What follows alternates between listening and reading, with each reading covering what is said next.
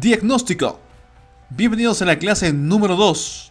Hoy vamos a ver cuáles son los tips de diagnóstico en sistemas de agua potable. No solamente es ver las actividades económicas como las instituciones dentro de las localidades, sino también todo el tema referente a los sistemas de agua potable. Cuando hacemos un diagnóstico, vamos a ir a una localidad a hacer los trabajos de campo. Ojo, el que va a diseñar tiene que ir a campo. El que va a hacer el diseño tiene que conocer cuáles son las actividades económicas, qué instituciones hay, si tienen colegios de institución primaria, secundaria, todo tiene que estar en campo. No podemos diseñar a ciegas viendo solamente un plano con curvas de nivel. Eso ya quedó en el pasado. Si desean realmente hacer un buen proyecto, necesitan visitar, conocer el terreno.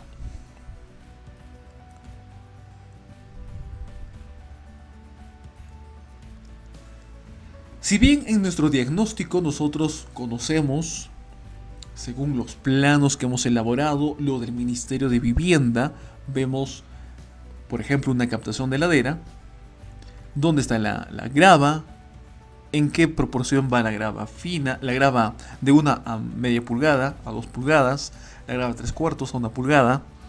Vemos cuál es la cámara húmeda, vemos cuál es la cámara seca. Sabemos que tiene una zanja de coronación, como también en planta. Pero ¿qué sucede cuando estamos en campo? ¿Podemos realmente determinar, conocer una estructura? ¿Cuáles son los tips para que puedan ustedes hacer correctamente un diagnóstico de una estructura en un sistema de agua potable?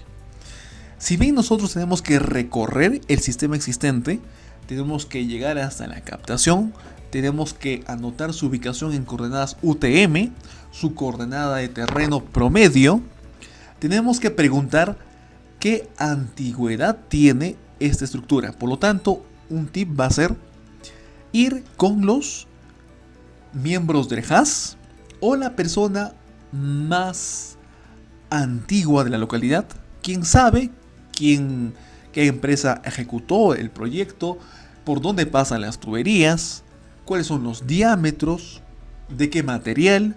Todo ello lo saben las personas que han estado más años en la localidad. Por lo tanto, hay que saber identificarlos y pedirles que nos acompañen a visitar los sistemas de agua potable para poder hacer su diagnóstico. Si bien los sistemas de agua potable tienen un tiempo de vida útil de 20 años, cuando una estructura está bien mantenida y operada, dura mucho más. Pero 20 años es ya justificable que se pueda demoler esa estructura y poder construir una estructura nueva. Pero, ojo, el criterio del Ministerio de Vivienda es utilizar las estructuras existentes que estén en buen estado. Por lo tanto, hay que tener eso en cuenta porque si bien un sistema de agua potable puede tener captación, reservorio, planta de tratamiento, yo no voy a proyectar todo nuevo. Tengo que ir a campo, reconocer las estructuras, saber cuáles son sus características, de qué material está, cuál es su descripción, cuál es el estado estructural, el estado operativo y qué acciones a realizar se pueden hacer para su mejoramiento. De repente solo necesita cerco perimétrico, zanja de coronación, cambio de tapa, accesorios y tuberías, o va a ser una demolición completa. Entonces todo ello tenemos que nosotros saber identificar, porque eso lo vamos a poner en nuestra memoria descriptiva.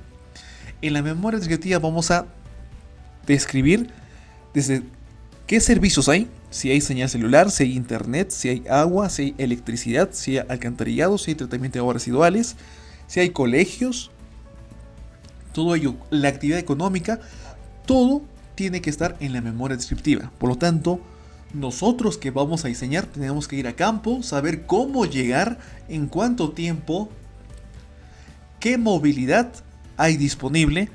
Todo ello va a ser importante para que nosotros podamos determinar fletes, costos, de repente, dónde están ubicadas las canteras, dónde están ubicados los botaderos, y todo ello nosotros tenemos que tener presente cuando vamos a campo para que nuestro proyecto sea muy bien diseñado.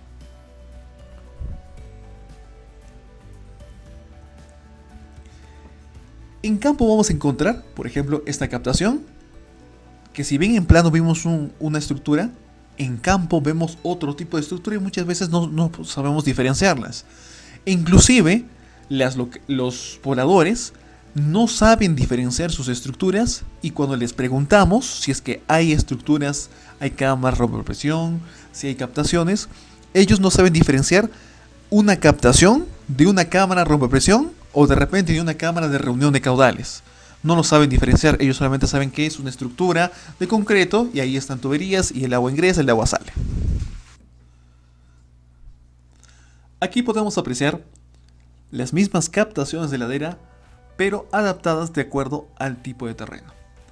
No significa que sean diferentes a lo del plano, sino que el plano, si bien es un plano típico, recomendado por el Ministerio de Vivienda, nosotros como vamos a estar en campo, tenemos que adaptar este plano a la realidad. Es decir, no solamente va a ser un copia y pega, no solamente va a ser agarrar la misma estructura y chantarlo en nuestro plano. No, tenemos que conocer el terreno y ver cuál es la mejor manera para poder ubicarlo. También podemos ver estructuras muy bien operadas, mantenidas, que tienen su cerco perimétrico pintado, tiene su estructura pintada, las tapas sanitarias, todo tiene muy bien completo. Y también encontramos estructuras existentes muy abandonadas, donde miren ahí, no hay un sello de protección, sino está con plástico. La estructura se ve de que falta un cerco perimétrico, no tiene zanja de coronación, falta pintar.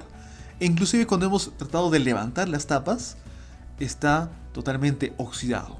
Entonces, todo esto nosotros tenemos que hacer nuestro diagnóstico para poder justificar cuando nosotros diseñamos el sistema de agua potable de que esta estructura ya cumplió su tiempo de vida útil, tal institución la construyó, puede ser Foncodes, puede ser la misma municipalidad, puede ser el Ministerio de Vivienda, el PNCR. Todo ello tenemos que saber porque eso nos piden en nuestra memoria descriptiva. Aquí vemos otras estructuras adicionales que son captaciones. Y por supuesto, tenemos que no solamente ver la parte externa de la estructura, sino la parte interna. Y por ejemplo vemos dentro de la captación falta su tubería de reboce, un cono de reboce, ¿no? Solamente está la tubería puesta. La válvula, la cámara seca, miren, presenta algunas infiltraciones, que eso viene de la cámara húmeda.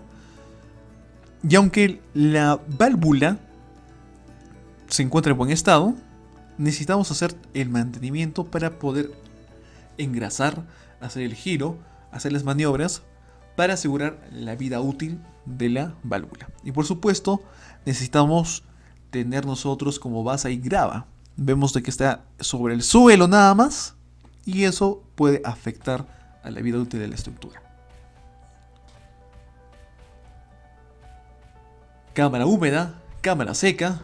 Y esta es otra imagen que les quería mostrar, donde vemos de que si bien se tiene una tubería, también llamada llorón, por donde ingresa el agua, vemos de que ahí le han hecho una perforación y está ingresando un caudal bastante grande.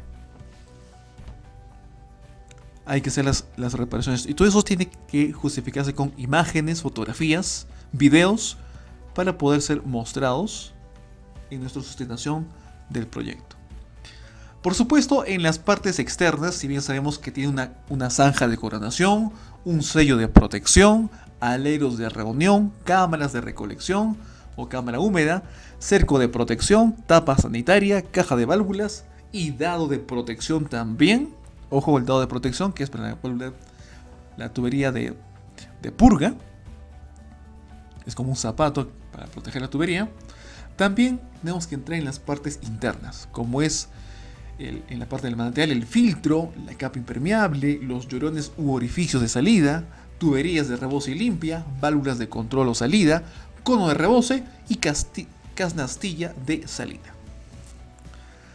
Todo ello lo pueden tener y conocer de manera detallada. Vemos ahí un pase aéreo. Y por supuesto, si bien el diagnóstico empieza desde la captación, tenemos que recorrer la línea de conducción, identificar las válvulas de purga, que siempre están en la parte más baja, las válvulas de aire, que siempre están en las partes más altas, como también vemos cámaras rompepresión, que funcionan también como válvula de aire, porque al ser una estructura abierta, pues por ahí puede purgar el aire. Vemos ahí las válvulas de aire, la válvula de purga y las cámaras rompepresión tipo 6. Las tipo 6 no tienen válvula flotador, ¿no? Las tipo 6 no tienen válvula flotador y las tipo 7 sí tienen válvula flotador. Esa es la única gran diferencia. Vemos ahí cuando hicimos un diagnóstico del sistema de agua potable acompañado del equipo del Ministerio de Vivienda y vimos ahí cuál era el estado de la cámara rompepresión. Recuerden siempre, hay que preguntar qué antigüedad tiene, quién lo construyó, qué entidad, cuáles son sus coordenadas UTM. Vamos a ver una imagen panorámica de la parte externa, de la parte interna, saber si tienen todas sus válvulas. Y aquí vemos una cámara rompepresión tipo 6, ¿no? Ojo, tampoco no olviden hacer la descripción del estado operativo, si opera o no opera. Una estructura puede estar totalmente destruida, puede estar sin tapa, puede estar rajado, pero el agua sigue ingresando y sigue saliendo de la estructura, es decir, sigue funcionando. Si bien en su estado puede ser malo, en el estado operativo sería que opera, ¿no? El estado operativo sigue funcionando. Mal, pero funciona. No solamente las estructuras que están bien, en regular estado o en buen estado, se consideran operativas, sino cómo se encuentra funcionando. ¿Funciona o no funciona? Así estando mal, ¿no? Ahí vemos, por supuesto, nuestras cámaras rompepresión tipo 6. Algunas se encuentran en muy buen estado, con su cerco perimétrico de alambre de púas. No en buen estado, pero por lo menos tiene. Así que vamos a necesitar, en trabajos de mejoramiento, necesita reemplazar las púas. Por supuesto, también nosotros tenemos que conocer, antes de ir a campo, cuáles son las partes externas de mi reservorio, que tiene su tubería de ventilación, tiene su tapa sanitaria, tiene su tanque de almacenamiento, tiene su dado de protección, tiene su tubería de rebose limpia, tubería de salida, la caseta de válvulas, también conocida con cámara seca, la parte interna, el cono de rebose. Ya no hay el hipoclorador. Ojo, muchos vamos a encontrar en campo este hipoclorador, pero ya no se utiliza. Ahora lo que se hace es utilizar la cloración por goteo con solución madre, ¿no? Si vamos a encontrar una canastilla de salida, como la tubería de ingreso y nivel estático. Y cuando vamos a campo, encontramos estructuras muy diferentes a lo que vimos en un manual, a lo que vimos en un plano. Ahí vemos una estructura rectangular como una estructura cilíndrica. Aquí vemos también un reservorio circular con un tanque que almacena solución madre, en la cual está haciendo una cloración por goteo. Lo que no debe estar es así expuesto al sol. ¿Por qué? Porque si almacena cloro, el cloro es un gas volátil, entonces, ¿qué va a pasar? Va a perder la fuerza de cloración, el cloro residual va a ser muy poco porque todo se está volatilizando. Aquí vemos también en otra localidad rural, esto fue tomado a las 10 de la mañana y ven cómo está todo nublado. Es una localidad en la zona rural, la sierra de Ancash, sobre los 3.500, 3.600 metros sobre el nivel del mar. También vemos los reservorios circulares, pero vamos a tener que identificar, miren, estas fisuras, este estado estructural. Todo ello es importante nosotros tomarles las imágenes, fotografías, para sustentar en nuestra memoria descriptiva y poder nosotros plantear o el mejoramiento, el resane o la demolición de la estructura y la construcción de una nueva estructura. Ojo, no es diseñar, necesito un reservorio de 25 metros cúbicos, así que existe, bueno, ya debes haber pasado su tiempo de vida útil, ¿no? Ya lo voy a demoler, voy a construir demolición y voy a construir otro. No, hay que sustentar, porque ojo, el Ministerio de Vivienda, los evaluadores o el evaluador encargado tiene la obligación ahora de acompañarte a campo y replantear en campo lo que se está diseñando en tus planos. Así que si pensabas demoler una estructura que estaba muy bien y van con el evaluador, ¿qué van a hacer? Van a tener que modificar todo su expediente porque lo que se construye en campo era muy diferente a lo que solamente se veía en plano. Aquí vemos también otro reservorio y de esta manera vamos a encontrar diferentes tipos de estructuras. Nosotros en los diferentes diagnósticos que hemos realizado desde el 2014, 15, 16 a la fecha, hemos visto diferentes estructuras en diferentes partes del país. Y toda esa experiencia se le está trayendo en este curso de acceso libre gracias a Proyecto Agua. Bien, aquí vemos también cómo, si bien en la imagen vemos a un sistema de cloración con su techo que lo protege de alguna manera del sol, no lo protege al 100%. Así que necesita, por lo menos en las paredes, algún recubrimiento para que lo proteja del sol. Aquí vemos una estructura sin el pintado.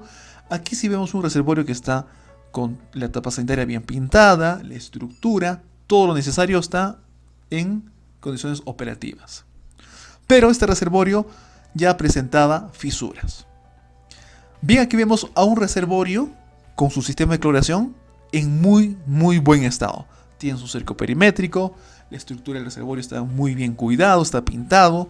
Miren el sistema de cloración con goteo, cómo está. Eso es lo que se busca, ¿no? Proteger las paredes, ahí está. El sol, si bien el sol le puede dar, pero no es de gran incidencia. Eso es lo que se busca. Aquí también vemos reservorios que tienen su sistema de cloración dentro de una caseta de ladrillos, que es lo más recomendable, por supuesto. Pero hay que analizar si la estructura, el techo, la losa de techo va a poder soportar esa carga adicional que le vamos a cargar con, si es un tanque de 600 litros, son 600 kilos, más el peso del ladrillo, más el peso de una persona más que va a estar operando, o dos operadores más, que es la carga viva. Entonces hay que analizar todas esas cuestiones para poder nosotros plantear si es una buena opción adicional esa carga a la estructura. Aquí también vemos cómo está aquí la estructura bien resguardada, sobre todo el tanque de cloración. También tenemos que hacer el diagnóstico de las conexiones internas del reservorio, ¿no? Ver cómo están las válvulas, en qué estado, qué diámetro está ingresando, qué diámetro está saliendo, cómo están las válvulas, están operativas, inoperativas, de qué material son. Todo ello es importante.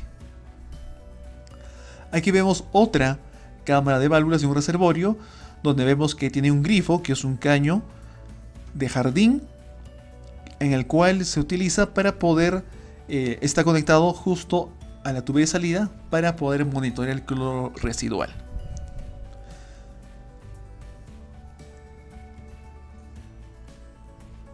Aquí vemos internamente en la cámara húmeda del reservorio el nivel estático, la válvula flotador y la tubería de ingreso.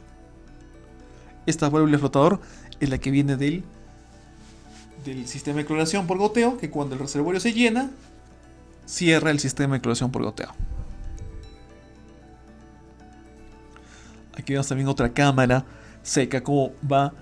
Y nosotros, si bien en plano, podemos diferenciar muy bien tubería de entrada, tubería de salida, rebose, purga. Cuando vemos en campo, encontramos toda una telaraña de tuberías. Hay 2 tuberías de entrada, hay 2 tuberías de salida, uno va para un sector, otro va para otro sector. Tiene dos tuberías de purga, porque el otro no era suficiente. Es todo bastante complejo. Es por ello que es importante estar acompañados de las personas del HACS que conocen su sistema y poder, con ayuda de ellos, identificar rápidamente cuál es la tubería de entrada, salida y todo ello. Porque nosotros, si bien podemos saber cuál es la tubería de entrada, salida, nos vamos a demorar más tratando de identificar entrando a la cámara húmeda, ver cuál es la tubería que está ingresando, porque hay, como les comento, hay sistemas, localidades donde hay 2 tuberías de entrada, 3 tuberías de entrada, 2 tuberías de salida, y es bien complejo porque, de acuerdo a lo que fue creciendo la población, fueron conectándose a su sistema y tratando de operar a su manera. Vemos una cámara de represión tipo 7, que tiene igual una tubería de ventilación, un dado de protección para la tubería de purga, la cámara húmeda, que es donde está el agua, la caja de válvulas de control y la tapa sanitaria. También vemos internamente cuáles son las partes y, por supuesto, está la tubería de entrada, con válvula de control, cono de rebose, tubería de salida, tubería de rebose y limpia, canastilla de salida, la boya, que es importante. Pero cuando estamos en campo, vemos otras historias.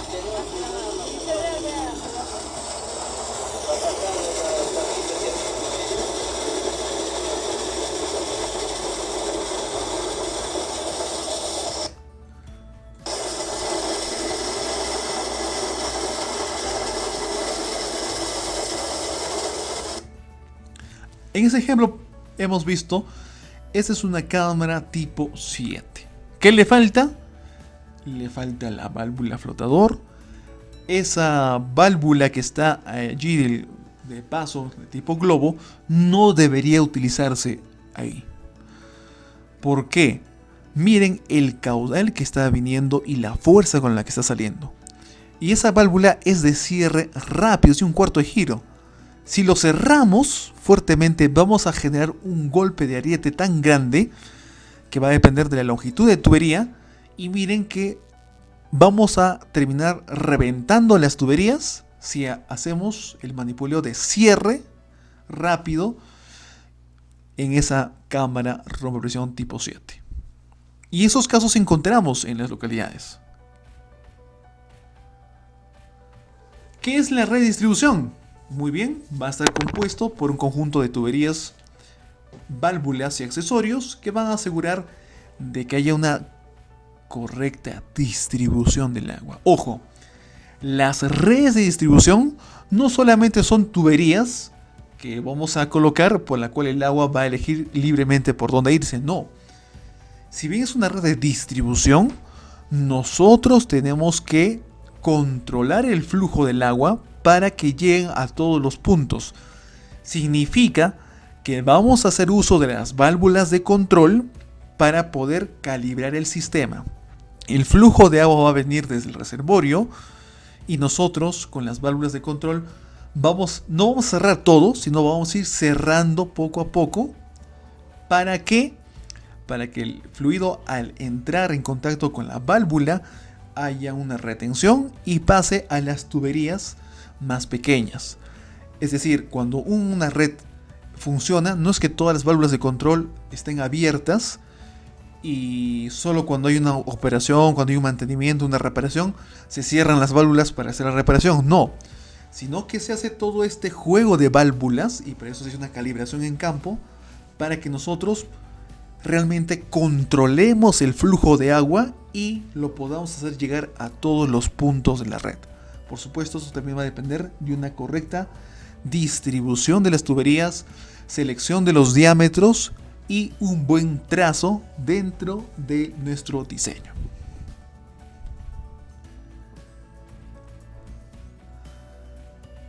En las comunidades rurales nosotros vamos a ver diferentes situaciones. Por ejemplo, tuberías que están pasando por encima de los canales. Ahí vemos también tuberías que están ya rotas, ¿no? Así que la población lo único que ha hecho es amarrarlo con bolsa, con jeve, lo que se pueda, pero aún siguen las fugas. Eso vamos a encontrar en las redes. Encontramos esa clase de pases aéreos, por decirlo así. Miren cómo también estas situaciones en campo. Para eso es bueno hacer realmente un diagnóstico en campo, porque encontramos estas situaciones. ¿Qué va a pasar cuando alguien no vaya a campo y se fije en la topografía? Y eso muchas veces me pasó a mí, cuando me daban la topografía y el topógrafo simplemente no me dibujó ese canal. Y es un canal de riego importante. ¿Qué va a pasar? Simplemente cuando se vayan a tener las tuberías, nos vamos a encontrar con esos casos. La tubería por donde va a pasar por encima simplemente porque mi diseño estaba así. Y en mi diseño, en mi plano, no había un canal.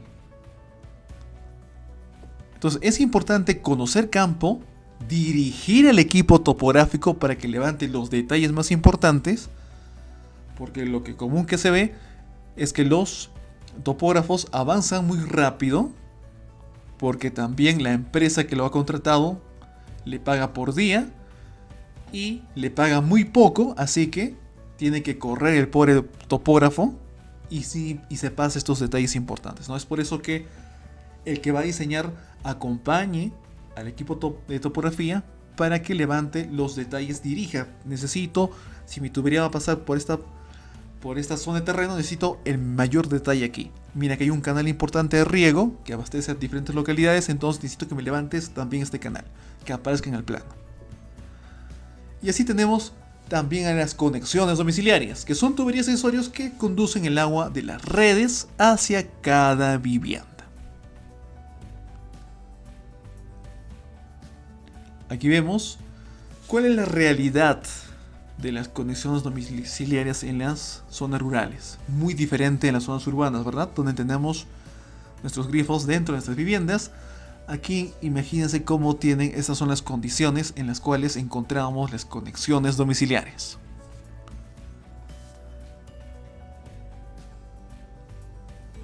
Todo esto, por supuesto, tiene que ser dentro de nuestro diagnóstico verificado. Y por supuesto, también tenemos que ver el sistema de alcantarillado sanitario. ¿Tiene sistema de alcantarillado? ¿Dónde están ubicados? ¿Cuáles son los buzones existentes? Inclusive para zonas urbanas y hay redes existentes, se hace un trabajo de levantamiento de buzones. En zonas rurales, por lo general, no hay redes de alcantarillado. Así que vamos a encontrar letrinas. Pero también podemos encontrar redes existentes de alcantarillado. En zonas rurales, claro que sí. Hay que hacer un levantamiento de las tapas y ver el estado, altura de fondo, altura de tapa, todo ello para poder presentar dentro de nuestro diagnóstico. También igual, el año, quién lo ejecutó, cuáles son las coordenadas UTM, está operando, no está operando, cómo está el estado estructural y qué acciones hay por mejorar.